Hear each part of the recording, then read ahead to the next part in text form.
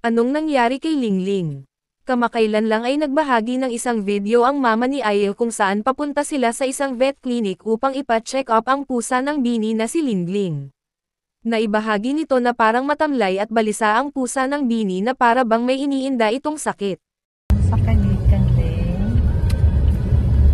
Sa kalusuran din. Isang video habang papunta ito sa vet ay tila balisa habang nakakandong ito sa papa ni Aya habang nagmamaneho. Saba kaling, okay. Okay.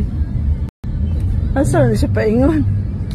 Sa loob ng vet tila di niya naiintindihan ang nangyayari. Ang mama ni Aya ay may caption na andito si Lingling na tila natatakot kung ano gagawin sa kanya ng doktor. Pero ito ay tahimik lang at nag-obserbo sa kung ano ang gagawin sa kanya. Sa mga hindi nakakaalam, si Lingling ay hindi kumakain, hirap magdumi, hirap umihi at palaging nakahiga at matamlay. So sa mga may fur parent dyan na same ang mga symptoms pareho kay Lingling. Ano sa palagay nyo ang naging sakit ni Ling?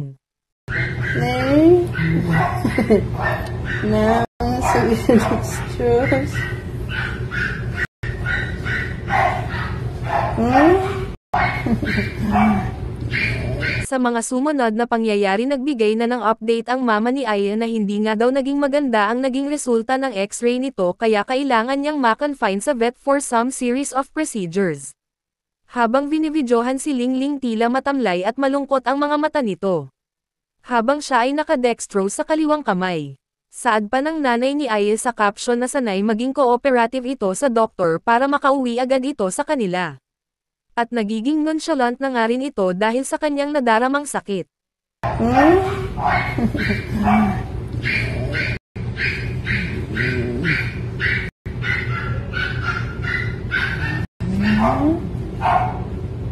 Si Lingling ay isang lucky charm ng Bini. Isa ito sa nagbigay buhay sa Bini sa loob ng ilang taon. Si Lingling ang naging parang baby ng Bini habang sila ay nakakulong sa isang bahay para mag-training sa Bini House. Naging kalaro nila ito, kasabay matulog at naging protective rin si Ling sa Bini, minsan naman away-bati rin ang naging relasyon niya sa ibang Bini members.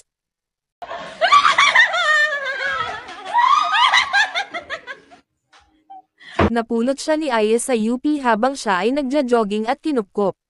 Madalas pinapaliguan nila Mika at Aya si Ling at alam nyo bang si Mika mismo ang nagbigay sa kanya ng pangalan at hindi si Aya. Nasanay na ako, natawagin siyang Lingling. Tapos nasanay na rin yung iba. So parang sabi namin, doon na rin siya nakikinig sa Lingling eh. So parang, sige go na, push natin yan. Kasi mukha talaga siyang uling. Hindi ito ang kauna-unahang nagkasakit si Lingling dahil minsan na rin itong nagkasakit dahil sa empacho sa sobrang takaw daw nito. Kaya umiyak daw ng malala si Sheena ang bunso ng Bini. Nang malamang nagkasakit at iyak ng iyak. Si Ling ang naging tulay kung bakit mas lalong nakilala ang Bini dahil sa karisma nitong dala. Dahil naniniwala ang Bini simula noong naging parte na ng Bini si Lingling doon rin sila nag-umpisang nakilala ng mga tao hanggang sa sila ay sumikat. Naging parte si Ling sa music video nilang String at Cherry on Top kung saan na-feature ito sa ibang bansa.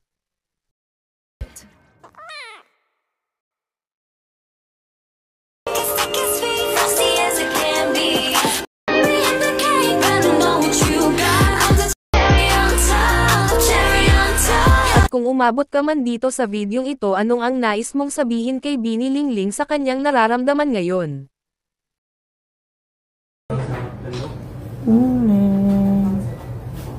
Lingling. Sa CBD, ma'am.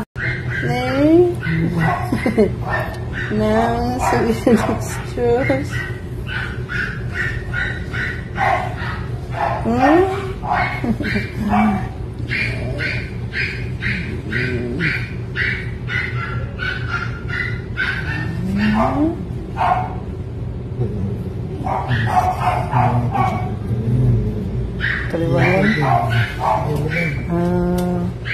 Sige. Pwede na ka mag-inima. Sa live ni Mika the other day. Alam niyo ba guys, si Ling dati, so lumalabas siya, tapos bumabalik, ganun. Tapos may time din na parang nag 4 hours. Parang every 4 hours na siya na nasa labas, tapos umuwi after 4 hours, ganun. Hala, may one night, guys, na gabi daw parang 9 or 10 p.m.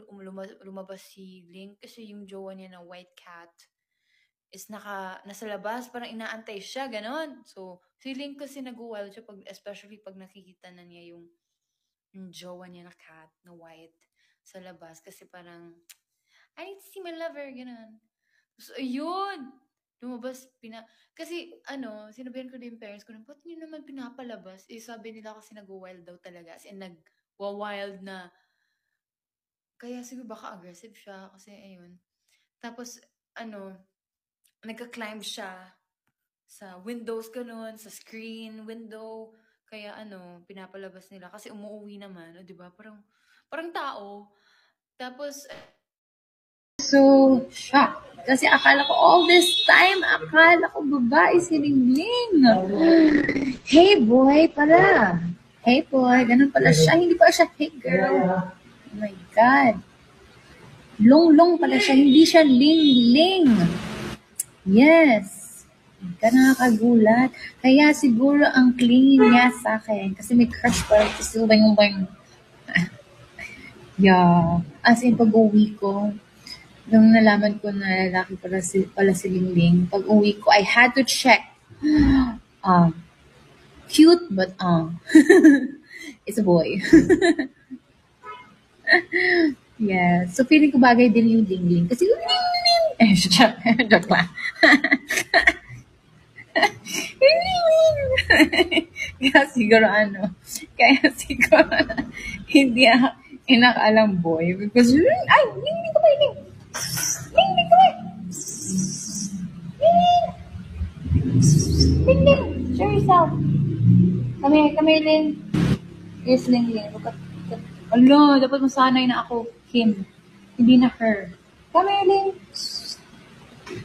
Here is Lingling, everybody! Cheer! Meow! Look at, show them your dati blue eyes to, tapos gray eyes, tapos ngayon naging yellow. Ay, green, tapos naging yellow. Grabe, nag-iibang si Lingling. Kaya siguro naging naging lalaki siya. Baka babae talaga to, pero naging lalaki. Ang weird din, parang siyang guys. Kala namin beautiful ka, handsome ka pala. Are you? And actually guys, medyo pag-glow up na si Lingling. Pag-glow up na si Lingling. Like, yung niya, kasi dito may siya. Like, may, tawag doon, paknot, basta, panot.